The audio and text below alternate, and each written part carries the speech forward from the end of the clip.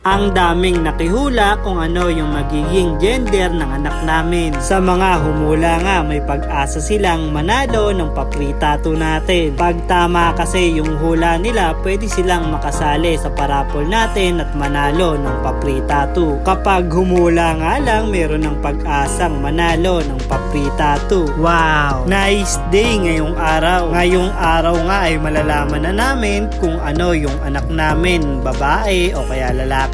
Pero para sa akin, mapababae o lalaki yung magiging anak namin ay okay lang. Gaya rin ng dati, wala naman akong ibang hiniling na gender para sa magiging anak ko. Pero si Mrs. yung unang pagbubuntis niya ay gusto nga daw niya lalaki para makita daw niya yung version ng pagiging ako. At ako naman, babae, gusto ko rin kasing makita yung version niya sa magiging anak namin. Siguro si Mrs. lalaki pa rin yung gusto niya. Pero ako, kahit ano. Pero nung malapit na mag-gender reveal si Mrs., mas napipil ko na din na magkaanak ng lalaki. Dahil meron naman din akong babae na anak. Parang mas maganda naman din na makita yung version ng lalaki. Pero kahit ano naman ang ibigay, malaking pasasalamat pa din. Dahil meron ng magiging kapatid yung anak ko. Magiging kasama o kakampi sa buhay. At minsan pwede rin maging katampuhan. At meron na rin siyang magiging kalaro. Share ko lang din, kaya din gusto ko na may kapatid yung anak namin. Dahil si Mrs. ay nag-iisang anak lang. Naranasan niya yung pakiramdam na walang kapatid. Para sa iba, masaya yon dahil sa'yo nakatutok yung mga magulang mo. Pero sa mga hindi nakaranas na may kapatid, gusto rin nila matry kung ano yung pakiramdam nun. Yung tipong may kalaro, may kabanding, o pwede mong maging kakampi sa lahat. At minsan, pwede mo ring maging kaaway.